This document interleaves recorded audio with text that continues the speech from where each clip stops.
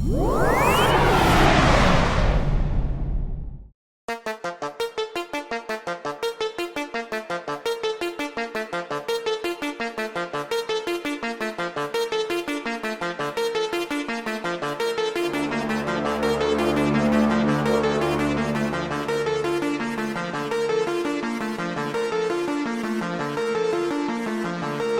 Hollywood, it's Paranormal Tonight.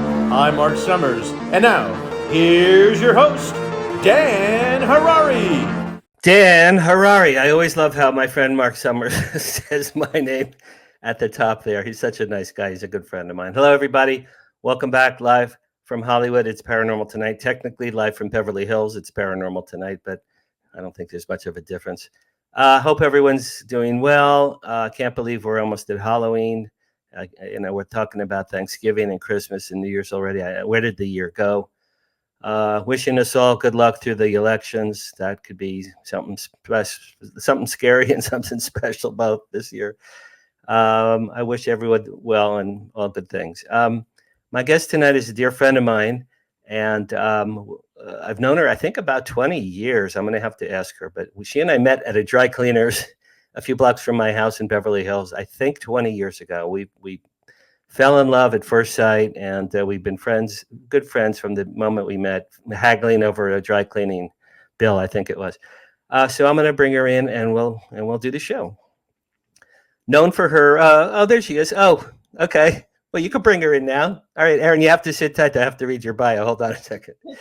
Okay, and if anything's wrong, just feel free to interrupt. Known for her chameleon-like character portrayals across a diverse range of movies and TV shows, the elegant Erin Carufel has, during the past 20 years, become a highly in-demand Hollywood actress, appearing in such TV shows as Here and Now, CSI Miami, Without a Trace, ER, Scrubs, Charmed, and Return to the Batcave. Her feature films include roles in Peppermint, Gone, The Lincoln Lawyer, Untraceable, and Mr. and Mrs. Smith, among many others. During the course of her career, Erin has worked with many high-profile Hollywood stars, including Clint Eastwood, Diane Lane, Matthew McConaughey, Chris Pine, Jennifer Garner, and Hilary Swank, to name a few. Erin, I have a funny Hilary Swank story I just remembered. She's also a philanthropist and has donated hundreds of hours to feeding the hungry, helping the homeless, and aligning herself with nonprofits such as the ALS Foundation and the Alyssa Ann, is it Ruck? Alyssa Ann Roush. Roush. I knew I'd get that wrong. And the Alyssa Ann Roush Burn Foundation. Erin also works with the physically challenged by coaching gymnastics for the Special Olympics. In 2017, Erin married actor Scott Connors and launched her own production company, Irish Rose Entertainment. The couple has two young, adorable daughters, and Erin sends me pictures of all the time. Like I said, I met Erin at a dry cleaners. We became friends instantly. Race, can we see photo number 1, please? All right, so here's a nice photo of us, Erin, a few years ago in Beverly Hills. I think you may have even treated me, so that's made it even more special. Erin and I always, when we have lunch, when we have our rare lunches, we go to Spago, and she treats me, and I'll say, okay, if you want to treat me, that's fine. I have no problem. We were celebrating something. What were we celebrating? Oh, how much we love each other, I guess. I don't know. I think it was something we were like celebrating your book or one of your books, I think. Oh, who can remember, Erin? I don't know what I had for breakfast. Now, here's the thing. Erin promised me she's going to share a ghost story tonight in public that she's never discussed before. So we'll get to that in a minute. And okay, Ray, so we can take that off. All right. So, Erin, there you are. How are you, my little friend? I'm great. Yeah, really, really, really well. Good. Thank you for doing this for me. We've been talking about it for a while. I told you about the show, I think, before I even had the show. Yes. Yeah, I was given the show last September, October, and then it debuted in January. So I'm very glad to our schedules aligned. Yeah, congratulations! You've had a lot of wonderful guests. Yeah, I've been very, very gifted. Last week I had Freddy Krueger, right? Freddy Krueger, and tonight I have the beautiful Erin Carufel. So one thing about me, Erin, I'm very diverse.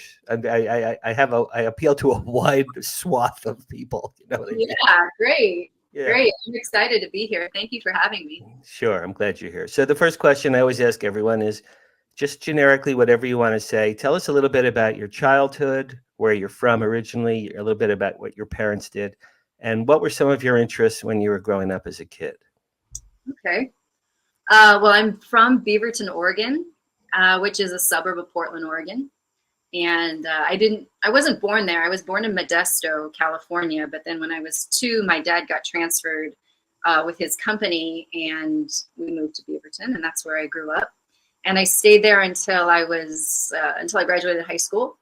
And I always knew that I wanted to act ever since I was little. But it really hit me where it was like this spiritual epiphany when I was on stage doing this British comedy musical called Me and My Girl. And the show had ended, the audience was on their feet applauding. And I had a moment that brought me to tears because I realized that it was that moment that I knew what I was meant to do, which was to be an actor. How old were you at that time? Oh, I was 16, 15, 16. I think it was like 15 or 16 years old, and I had that moment. But I was always saying since I was a kid that I wanted to be an actor, and I was always saying to my parents that I wanted to. After high school, I was going to graduate from high school and then move down to Los Angeles and either attend USC or UCLA, and I was going to, study theater and be an actor. And I ended up going to USC and studying theater. I majored in theater, and Right. Here we are. It's I love stories from people who had a calling. You had a calling. You did. You had a calling. I went to college with Howard Stern. He had a radio show in college. He had a calling. I worked with Bruce Springsteen when I was 16. He was penniless, didn't have a house or a car. He hitchhiked around Asbury Park with his thumb and his guitar, and he would play for $1. I used to see him play for $1 at a bar. He had a calling, and nothing was going to stop him. So you were very fortunate. You had the calling fairly early on, and you just followed it, and it worked out for you. That's terrific. I love those kinds of stories. Thank you. Yeah, and fortunately, I had very supportive parents who supported me in that dream, and it's helped guide me and lead me and not back away from it, because it's really easy as an artist to have a dream and then to feel like, oh, it's impossible. And then if your parents are saying it's impossible, then you really feel it's impossible. But fortunately, I was really grateful to have very supportive parents. There's a famous story. John Lennon was raised by his Aunt Mimi because his mother was killed when he was young. And his Aunt Mimi used to say, "John, God damn it, you'll never make a living with that goddamn guitar." John Lennon. Is that great? Right? So some people do it. Bruce Springsteen's father kicked him out of the house. Get rid of that goddamn guitar. Yeah. Some people are more blessed than others. My father told me to move to Hollywood when I was 24. He goes, "Go to Hollywood, make yourself there a name there." I said, "Okay."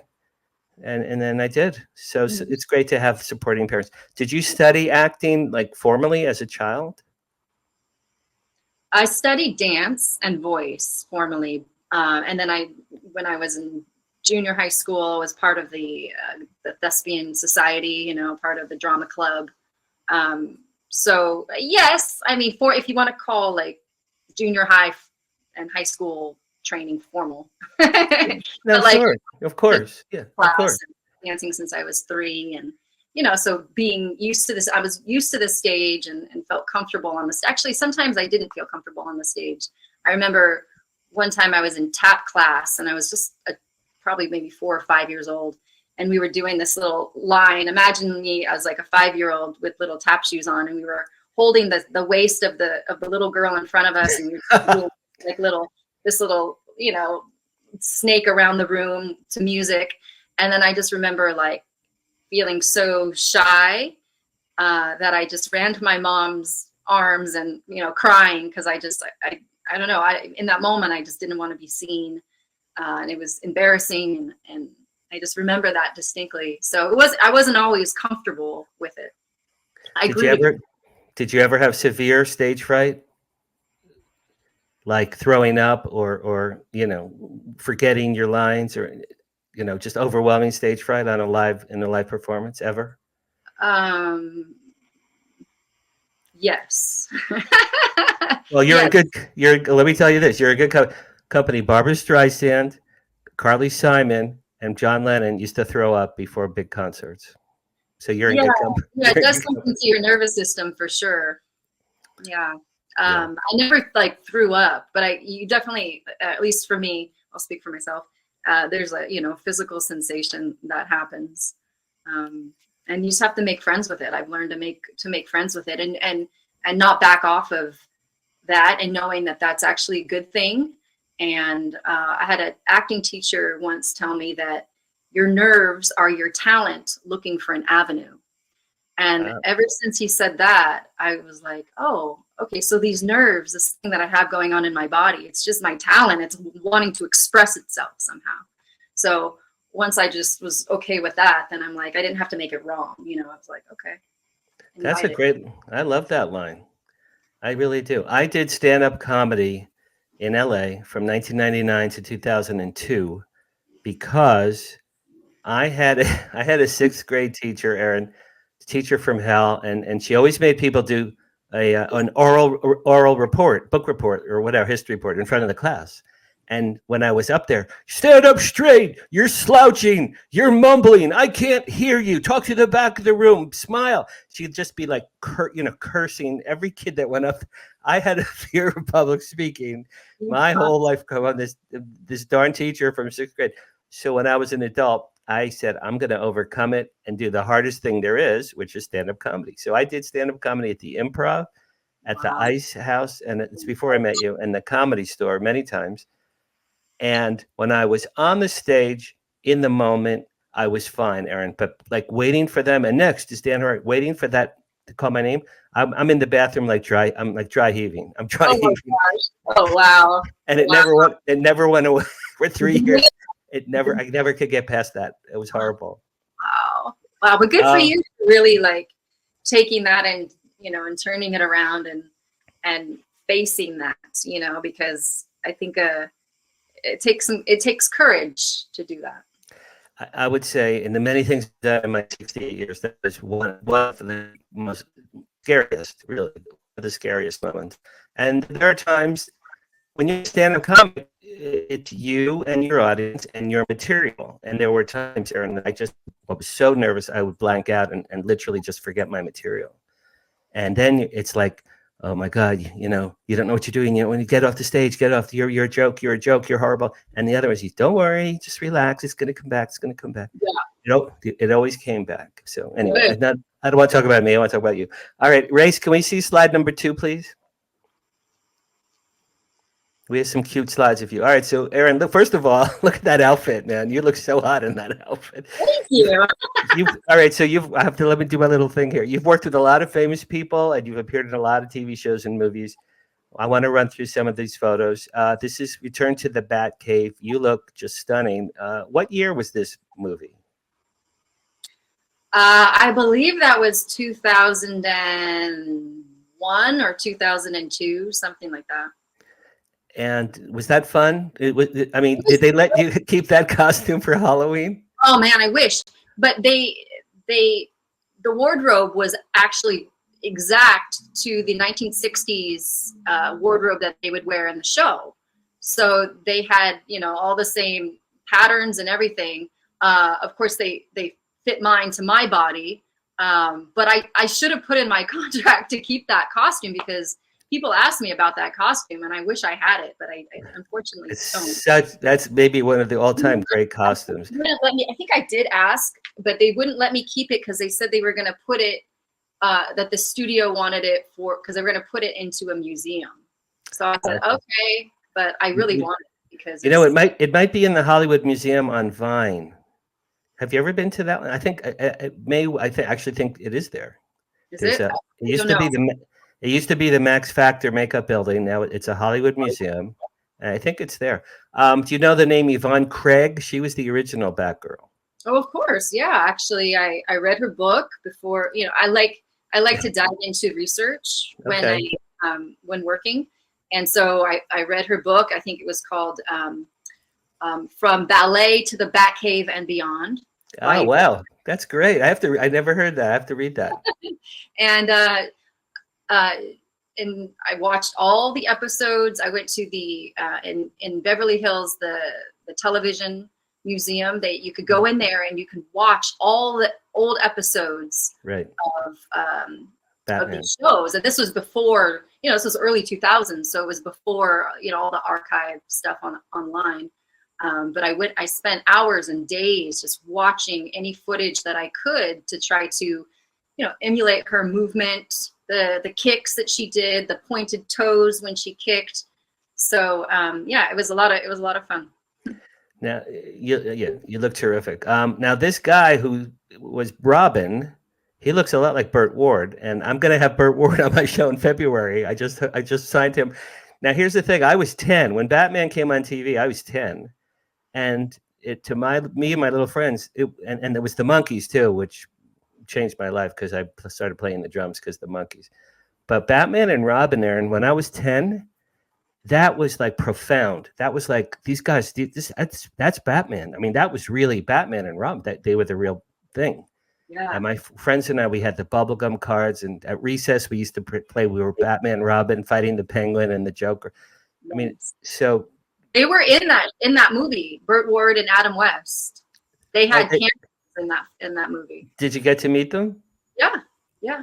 Oh, that's so cool. I didn't share any scenes with them because I played the young Yvonne Craig, so it was I didn't get to interact with them on camera, but I did get to meet them. Adam, I'll tell you, in his day, Adam West was like a Beatle. He and Burt Ward, they did live shows at shopping malls, and girls, people fainting and screaming. They were huge. Wow. Race number 4, please. I think. Yeah. Now there, when you sent me this, I thought that was Yvonne Craig. To tell you the truth. Nice. Yeah, that's me and Jason. I love this picture so much. I hope you have this picture somewhere in your house framed. I think it's awesome. I don't, but maybe I should. It's terrific. All right, let's do number 5 race, my friend, here. All right, so I had to put a naked Erin in there because, you know me and my proclivities. And now let's do the next one, race number 6. Okay, so you're on the set of Scrubs here, is that correct? Yes, it was the season finale of Scrubs, and I played a woman who falls through the ceiling in the bathtub. Like, he's living in such a crappy apartment that the tub from upstairs falls through the ceiling, and I was in it. That's hilarious. No, I know the guy on the right was the star of Scrubs. Who's this other angry guy? Oh, I don't know. It was another actor who played my angry boyfriend. But I don't remember his name. Now, was this embarrassing to do this at all, or did your parents say, "Oh my God," or did any repercussions from doing a bathroom scene on national TV? No, I mean, I was fully covered, and they had lots of bubbles in the bath, so you didn't actually see anything. So it was, it's all just implied. Okay, it's very cute. It's such a. Look at the dog. The dog is like bored. He's like, yeah, there's a naked girl. I've seen it all. I don't care. No big deal. No big deal. The little girl just fell from the ceiling in a bathtub. Yeah, okay, I'm cool. Where's my kibble and bits? Right. Exactly. All right, number 7 race, I think it is now. Okay, so this is you and Tom Hanks' son, Colin Hanks. Tell us what project this was. So this was a movie called Untraceable. And Diane Lane starred in this film. It was a thriller, and we shot it where I'm from, actually. We shot it in Portland, Oregon. So that was fun. I had my parents to set that day, and I think it was either my mom or my dad taking this photo. And I played his love interest in this film, and it was great. It was a lot of fun. He was really nice, and we had a great time. And you're something of a big shot in Oregon, aren't you? I mean, you are. Look, hometown girl keeps getting projects back home. I mean, you've been, I believe you've been in the local paper a couple times, Yeah, if I remember. Yeah. I've been Oregonian. Right, that's right. That must be cool to go back to your hometown, with Tom Hanks' son and Diane Lane, and you're like, yeah, I'm cool. I'm cool.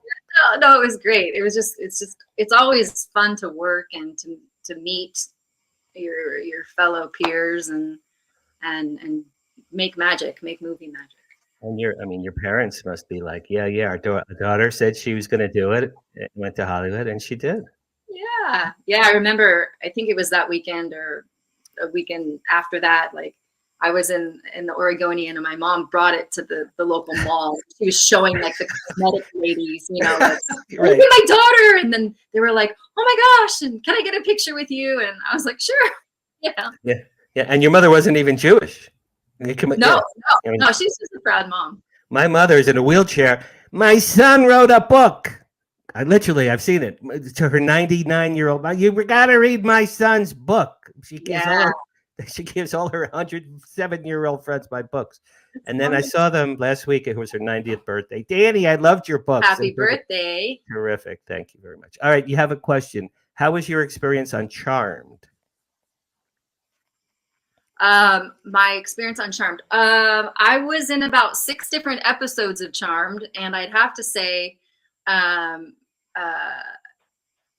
honestly, like it varied. It was some days were really great, and some days were challenging. I had an incident with a crew member, and looking back on it, I could have gotten him fired very easily if I had spoken up in the moment. But we decided just to talk it out amongst himself. He came to me. I'll just tell you what it is because I'm kind of dancing around it. So this crew member decided he was going to take a Polaroid picture of my backside. I was wearing like a short dress. Okay. And while I wasn't looking, this is like while I'm working on set, and he took a Polaroid picture, and I heard the Polaroid go off, and I like turned around, and then like he denied that he took this picture, and I was like, listen, just give me the picture and we won't have a problem. Right. Cause I didn't want a picture of my bottom, like, it wasn't bare, but it was dressed, but like, I didn't want it floating around anyway. So of course. Long story short, he was crying. He's like, I don't want to get fired. I'm sorry. So I took scissors, cut it up, and we threw it out. But that was one end of the spectrum. And the other end of the spectrum is I worked with a lot of wonderful, lovely people. And I got hired again and again on that show. So it's great. Very cool. All right, Race, I've lost track. I think number 8 maybe, or 9, whichever the next one is. I number all the photos for Race. All right, here's a big one. Look at this one. Let's talk about that. Who is that guy, Erin? That's Matt McConaughey. Yes, it is. Yes, it is. Yeah. We had a lot of fun. How much time do we have? Because I have a fun story about that. We could do about a minute. If you go right now, we have about a minute. Go. Okay, so how I got that job was I knew the producer, and I saw this breakdown on the breakdowns, and I was like, oh wow, I could totally play this part. And so he brought me in for that part that I wanted, and then he brought me in for another part, the role of Leslie Fair, which is the part I ended up getting. And I felt great about like booking this job because it was something that like I saw, I made a call, I put myself out there to, say, hey, listen, I would really love to audition for this part. And I didn't end up getting the part I wanted, but I ended up getting this part that has a nice scene with Matthew. And in fact, this character comes back to play a significant role in the sequel, Lincoln Lawyer 2, which is yet to be made, but hopefully will be made in the near future. So, everything happens for a reason. And, I'm just really, really grateful and really blessed to have some really great people that have hired me in this business. That's terrific. I remember when this movie came out, I was so thrilled. I was so thrilled for you because, this was a big movie. you know, everyone saw this. Matthew was huge. I mean, he's still huge, but he was certainly huge at the time. And it was a great scene in that elevator there. And you look like you'd want to tell him to go F himself. Like, leave me alone. Go away. I did in one of the takes. It wasn't written. Yeah. I did say, all right, you effing, yeah. or F. you know, effing Yeah. a-hole. And then I walk out. Right. Line. And most women wouldn't do that to Matthew McConaughey. Let's face it, right? Right, but my character would. And so, Right. so we did it with the improv line, and then we did it again as it was written, and then I ended up keeping my improv line, which was nice. And the director told me at the wrap party, he said, you know, you have my favorite improv line of the whole movie. So that was fun. And we had a good time. Matt and I had a great time. We were just joking and messing around like the whole time. And we're back. Race number 9. Number 9. Erin, do you know what that is? Number 9. That's before your time. That's from the Beatles' White Album. All right, Erin, tell us about this lovely little blonde girl here. Yeah, so that's Amanda Seyfried and I working on a movie called Gone. She played this woman who is looking for her missing sister, and we think she's crazy. So we're actually after Amanda's character, and so the chase ensues. So yeah, we had fun. She's really sweet. She's very down to earth. She brought her dog to set. She brought her sister to set. She brought donuts to set. We had fun. I mean, the two of you look like you really got along very nicely. Yeah, she's really, really very sweet. Did you like being a police officer? Yeah, I loved it. It was fun because I got to shadow the Portland police. I flew up early to Portland on my own dime to shadow the Portland police before filming, because Portland police are just very different than Los Angeles Police Department. Oh yeah, of course. I did some ride-alongs with LAPD, the Sheriff's Department in Los Angeles. I went through the police academy here in Los Angeles and did some training with them, and then I flew up and did some ride-alongs with Portland Police. Again, I love immersing myself in the research of a role and just kind of finding out like what the heartbeat of that character is and what drives that character and what the fabric of that is. And it was fun. It was lots of fun. That's terrific. That's what Robert De Niro and Dustin Hoffman, certain of the all-time greats, they literally become immersed and become the other person. Yeah, it's part of the work. I feel. You're in good company. You're in good company. All right, number 10. I like this one.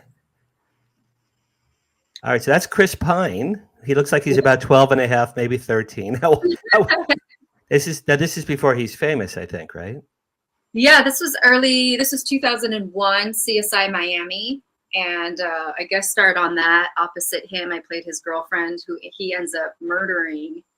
And again, like, just had a great time. We ended up dating briefly. I was going to ask you, because you're both so attractive. That looked like a match made in heaven right there. Did you really? You dated Chris Pine? See, I never knew that. You never told me that one. Yeah, just briefly, It's a good little story. Yeah. And but it was lots of fun, to be guest starring on CSI Miami. Good for you. Race number 11 is also Erin and Chris. No, 11. That's 12. There it is.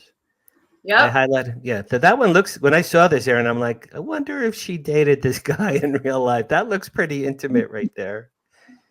Yeah. Well, right? Our characters were in love. So. Okay. So, and you like to immerse yourself. So there you go. There you go. Okay. Number 12. What show is this? That was Without a Trace. And tell us, what was your role? What was your role in that show? I played Willa Hyatt on this program, and my husband and I go into a convenience store with our 5-year-old, and then a gunman comes in to rob the place. He's pointing the gun at me in this picture, and ends up shooting us both. We both die in front of our little 5-year-old. Just every parent's worst nightmare, apparently. Yeah. Who is that actor behind you? He's an actor named Kevin Foster.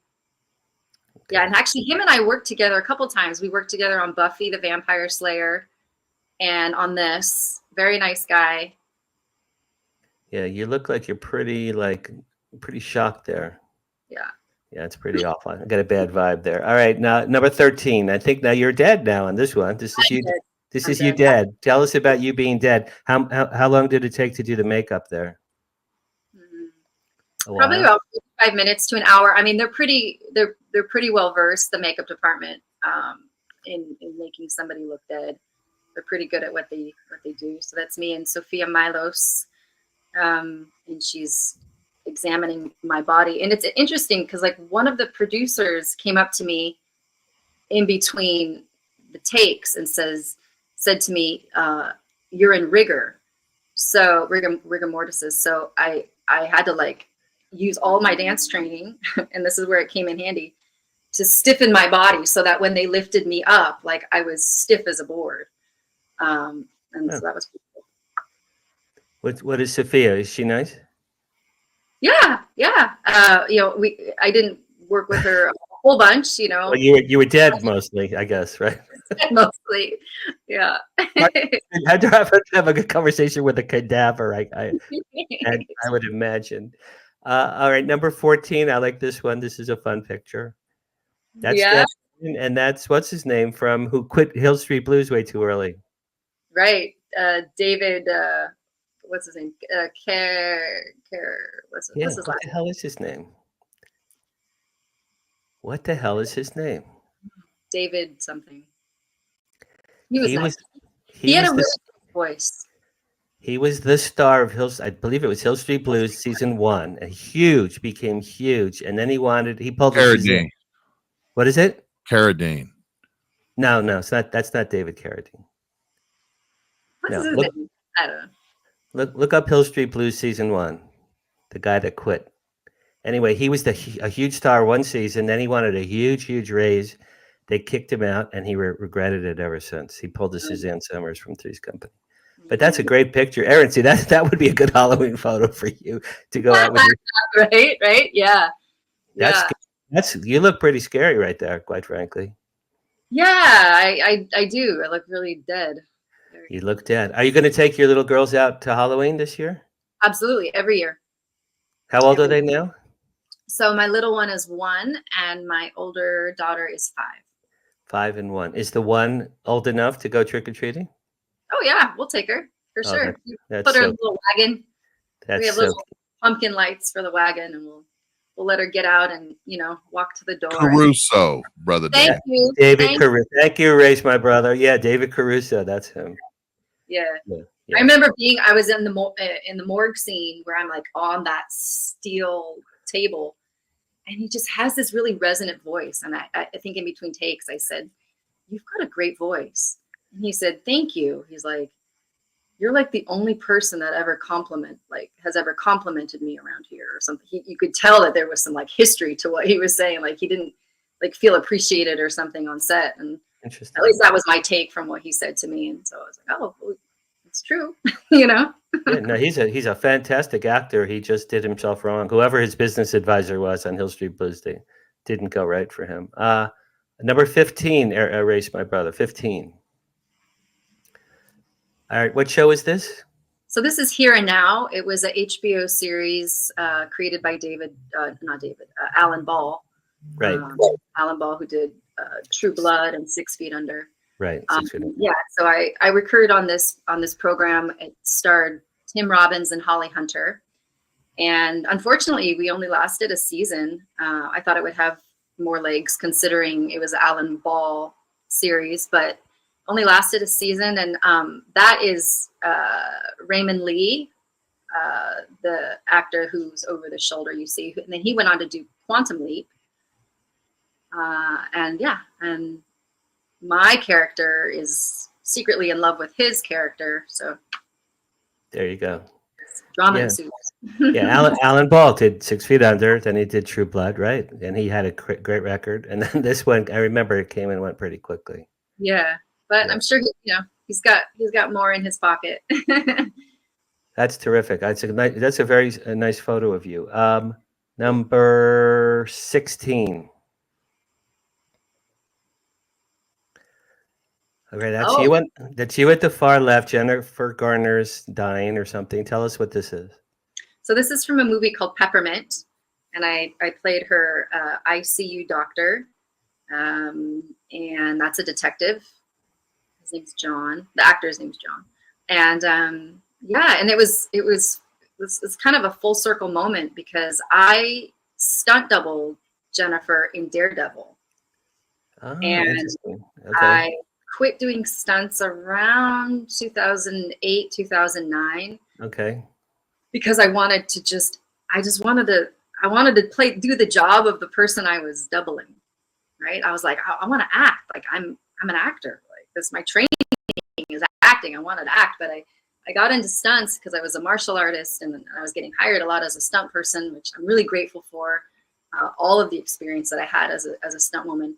But I stunt doubled her. I was one of 3 stunt doubles for Jennifer in Daredevil. And then here I am, fast forward years later in a scene with her, so like we had a good time chatting about that in between takes, just the fact that like, here we are working with each other again in just a different. Did she remember you? Oh yeah. Yeah, That's cool. absolutely. And, Did you ever see, was Ben Affleck ever on the set during either era? well, Ben Affleck was around for Daredevil because he was in Daredevil. He played Daredevil. So that's I think where they met and fell in love, I think. There you go. Well, that makes sense. Okay, so you met Ben Affleck at one point, then I guess. Yeah, I met and worked with him on Daredevil for weeks and weeks. So that was. I'm gonna have to rent that again. You know what? I remember that was a good one. I liked it. I'll rent it again. Yeah, I stunt doubled her in the playground scene. If you go back and Okay. But what was about this? Unless you have to move on. Yeah. Do you have one more thing about this one? No, I'm just gonna say I played an ICU doctor, and what was fun about this was I reached out to USC Hospital and asked to shadow a female ICU doctor, which I did. I ended up doing rounds with her like all day long, and that was really interesting. Just like going into the patient's room and again, just trying to find the heartbeat and the breath of who this character is. So. Well, that's like the first line when I introduced you. You are a chameleon-like versatile actress. You are. Thank you. That's the ultimate compliment. If you can become another character, that means you're really gifted in your field. You're an incredible athlete. Where did that drive come from? How do you stay in shape and race? Let's look at 17, which is an incredible photo. Look at that photo. I love this. Well, I'm not jumping in the air doing. I know, but I liked it better this way. It looks like you're flying. Yes, I'm jumping in the air and I'm doing the splits. Yeah, so that was I think it was a Nike shoot that I did, or a Nike test shoot. Just kind of showing off some of my martial arts kicks. But you've been an athlete since what? High school, I think, right? Oh, before that, yeah. Tell us some of your remarkable athletic sports stuff. So I'm a black belt in Taekwondo. I also got into kickboxing when I was in college. My junior year abroad, I studied at the University of Kent in Canterbury, England, and I traveled around England competing as a kickboxer. Never lost any of my bouts because they put me up against women. I trained with men, and I trained with men who are stronger than me. Wow, sure. So to make me better, and then so when I got into the ring with a woman, it was just like a mental game for me. I was like, oh, I'm going to beat you. Like I just knew I had the certainty about it. So I traveled to England competing as a kickboxer, which was lots of fun, and done all sorts of martial arts. But I'd say Taekwondo was probably the thing that I trained in most, and it was great because I got to bring my dance training to it, the flexibility, the coordination. It just had me speed through the belts. That's really great. I mean, you're really a full package, kiddo. You know, you have a lot of talents. Race, we can kill that one. I love that picture. All right, so here we come. It's time, Erin. Drum roll, please. You have a ghost story you've never shared in public. Please tell us what you can tell us. Don't get uncomfortable, but get uncomfortable and tell me. Yeah, right. Well, I'm uncomfortable talking about it simply because it affects me. Like, I don't watch horror movies. I don't watch scary movies because they really affect me. And they affect me, at night, in the middle of the night when it's, the lights are off and it's just like me and my thoughts. So it's, speaking about it is not something that I do in general. But I'll share it with you now. So this was probably the year, around the year 2000. I was living in a home in an area called Beverlywood. Oh yeah, sure. And I was living with my boyfriend at the time, and his parents had a home, like a house, literally right next door. The home next door came for sale, and my boyfriend and his brother bought it. Anyways, we were living there, and he was out on a business trip, and I was home alone. It was about 11 o'clock, and I'm in bed, about ready to go to sleep, and I hear like the blinds rustling in the bedroom next door. I hear like the blinds rustling. Okay. And then I hear like a window slide open. So I'm like all of a sudden on alert, like somebody's breaking in. Right. That's what I thought. And then all of a sudden I could hear voices. I heard like two people talking to each other. Wow. And then my eyes are on the door because the bedroom door is shut, but it's lighter in the hallway than it is in the bedroom. So I just had my eyes were peeled to the door because I was like, any moment somebody's going to come into this room. And I didn't know. I mean, my heart was just beating out of my chest. I could barely talk. I could barely do anything. And then I see through the slat of the door, I see like somebody pass by. Right. So it was like light, dark, light. Like somebody had just like walked past. And again, I'm getting chills. I'm getting chills now just thinking about it. My heart's beating. I could hear people talking. I saw this shadow, and then I see it again. But from this time, it went back. The person went back into the room, and I'm freaking out. And I grab my phone, and I call my boyfriend's mother, who lives next door. Right. And I'm telling her like that somebody's in the house, and I'm shaking, and she's like, call the police, right? And so I hang up, and right away I call 911, and I'm on the phone with the dispatch, and I'm like, somebody's in my home. I'm here alone. I can hear voices. I can see them. I can't see any faces, but I know, like, I saw a shadow of somebody pass in the hallway. And she's like, no worries, ma'am. The police are on their way, and within minutes, I could hear like the police sirens, like police squad cars surrounding the house. And so I find the courage to get out of bed, and I run to the bathroom, and I open the bathroom window because I'm thinking they have to get into the house somehow. So I told the dispatch, I said, I'm on the side of the house, have them come in the window. And so before you know it, this Los Angeles police man comes through my bathroom window. He's got his gun drawn. Wow. And he goes and he starts to search the home. And I'm freaking out, like, what is he gonna find? Right? Like some weirdo like in the transient, whatever. I didn't know what to expect. I was just so grateful that somebody had come to my rescue. And before you know it, he had like gone to he was clearing rooms, and then he let his other colleagues into the front. And so now the police were filling my house. There was police everywhere. And then they come into the bedroom and they say, there's nobody here. And I said, well, what do you mean? And they said, and the window that you said that they came in through is locked, and it's locked from the inside. So there's no way that somebody could have come in and then gone back out because the window was locked from the outside. Right. Okay. And I was like, well, that's great.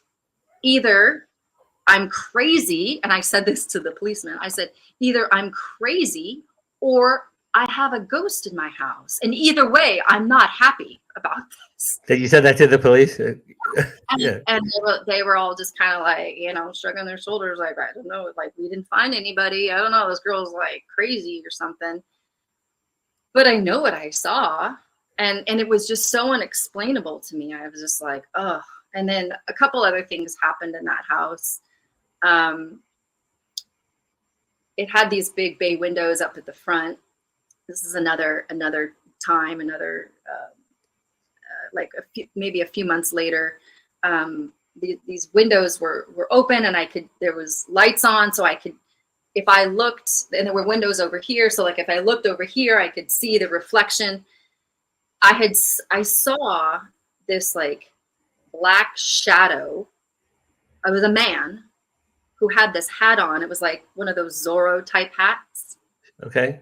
And it was a shadow walking past me and into my wall. And I was like, I turned back real quick because I was like, who's here? Wait, this is inside your house? Inside my house. Wow. Right? But I could see in the reflection. Okay. And this shadow, man, whatever shadow, it was, yeah.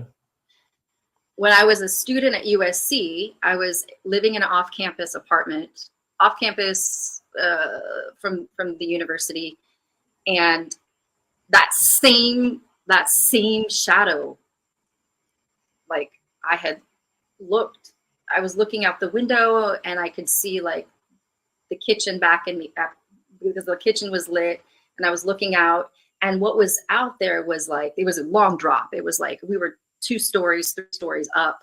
So there was like no way that anybody could be walking out there. Right. Yeah, and I saw that same like black hat, black figure walk behind me, like into my stove. Like it was just freaked me out. It just freaked me out. So hold on. So you saw the same character at USC, and then again years later in a house in Beverlywood. Yes. So the same character apparently followed you, maybe. I don't know. I don't like to think about it. Have you ever thought who it might be, like a grandfather or something like that? No, I honestly, like, I haven't even asked myself that question because it just really, like, the idea of it scares me. And then that house that I said that I called the police from. Yeah. My boyfriend, this is maybe a year later, something like that. I don't remember the exact timeline, but him and I were coming home one night. It was late, and we had a roommate that was living with us. Her name was Angie, and Angie lived with us, and we were coming home. It was just him and I, and the whole house was dark, and it had like a frosted glass, like right next to the front door, that was like perpendicular to the front door, Okay. and was where our kitchen table was. And as we were walking up to the front door, I saw like a person in white, like go around the table, brush past the frosted glass, and like kind of just do like a walk around. Like I was like, "Oh, Angie's home." That's what I said to him at the time. Like, "Oh, Angie's home." Was it solid? Did it look solid?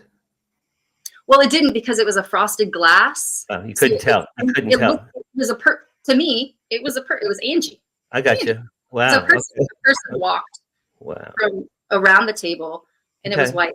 And then when we get home, we walk in the door, all the lights are out, and she's not home. And I like start crying because I'm so like freaked out. I'm like, what did I just see? Like if Angie's not home, what did I just see? Like, am I insane? Am I crazy? It was just like clearly like something had gone past this, like brushed up against the frosted glass for me to be like, oh, Angie's home. Like that's a person just walked in the kitchen around the table. Did your boyfriend see what you thought was Angie? No, or no, just you. See it. Just me. And so that's why I was so confused and upset, because I'm like, it was unexplainable. And that's why talking about it, it's just like, it just gets me so, it gets me upset in a way that like, has me relive it and rethink it and just kind of be in mystery about the whole thing. Because it's like, I don't know, I'm a very like, I don't believe, I'm not a believer, so like, but, and it's totally unexplainable. And that's what it upsets me. Well, you've had some true paranormal experiences. That's what those were. I've had many, many, many, many. I'm thinking when you were alone in bed, you said you saw two figures having a conversation. I'm wondering if one was the man in black and like Johnny Cash, and the other was Angie, the lady in white. Maybe it was a couple. Listen, Erin, maybe it was a couple that used to live in the house. Maybe they were very pleasant, nice people, and maybe they just show up every so often, and they didn't throw anything or hit you or hurt you or nothing like that, right? They didn't enter my room, but they certainly freaked me out. And when I saw that, it sounded like two men talking. It wasn't a man and a woman. It was two men. And that's why I was like, someone's breaking into the house. Okay. I gotta call the cops. This is crazy. Could you make out any of the words that they were saying at all? Or it's just mumble? No, it was talking. It was clearly talking and movement and, the sound of blinds moving, like somebody's coming through the window, but the window was closed and locked the whole time. Closed and locked from the inside. So Wow. It's like, I was that certain that I called the police and got 20 cops in my house within, a matter of minutes. Yeah. And I know you pretty well. I know you pretty well. You're super practical. You are very practical. You're not going to call the police unless you're convinced there's people in your house. Right. So unless those are true paranormal experiences. My next question I was going to say is, do you believe in reincarnation? It doesn't sound, or past lives or ghosts or poltergeists, because my father came to me after he died. My grandfather came to me after he died. I've had numerous experiences. I know that stuff is real. I know a lot of that stuff is real. And I wasn't necessarily open-minded to it, Erin, but when it happens and it's so incredibly obvious, like right after my dad died, right after he visited me in my room several times, I knew it was him. I knew it was he. He spoke to me. He turned my light on and off. He played my drums. I knew it was my father. So some of that stuff is real. I'm so proud of you that you shared that. Thank you very much. It means a lot to me. Please tell me you told the boyfriend we got to get the hell out of this goddamn house, right? We've been trying to get out of this goddamn. This house is haunted. Get me out of here. I did. And it's just, I don't know. Well, listen, it really affects me. Like and movies especially. Like I won't watch scary movies. You're an empathetic person, and you have a lot of feelings, and something happened to you that disturbed you, and so nothing since you moved out of that house. Is that right? No. Okay. Well, good. I'm glad. Me too. I'm glad. Yeah. Thank you for sharing that. I know that was hard. That's so sweet, and I really appreciate it. What do you have coming up next, and how can people contact you? How can people contact me? I guess they can follow me on social media at Erin Carufel for Instagram and on Facebook. I'm also on Facebook. And what I have coming up next is I have a couple TV shows that I'm working on, executive producing and starring in both of these shows. One's a sketch comedy show, and the other one is just a straight comedy. And I'm going to be working in both of those. And I'm also alongside Arthur Sarkisian, who produced all the Rush Hour films. Oh yeah, he's producing along with myself an action comedy feature, and we're working on getting that together. I'm going to be starring in that, so I'm excited that him and I are teaming up to get that project off the ground. That's great, and that's all through Irish Rose Entertainment, your company, is that right? That's right. So between your husband, your little girls, your company, your acting, your Taekwondo, and your ghosts, you're pretty busy. You're pretty busy. Listen, we gotta run. A race will kill me. Thank you for doing this dopey show for me. It was terrific. I really enjoyed this. Thank you. I love you. And I hope we'll do another lunch at Spago sometime in the new year. Okay. I'd love that. I'd love that. Thank you so much for having me on. Thank you for doing this dopey show. I always say that to all my people. Thank you, everyone, for watching Live from Hollywood. It's Paranormal Tonight. Next week, I have a former Playboy bunny who is a psychic, and she channels Jim Morrison. So what more could you want? And it's on Halloween. What more could you want? I'm Dan Harary. Have a good week. Thank you for watching Live from Hollywood. It's Paranormal Tonight. Bye-bye.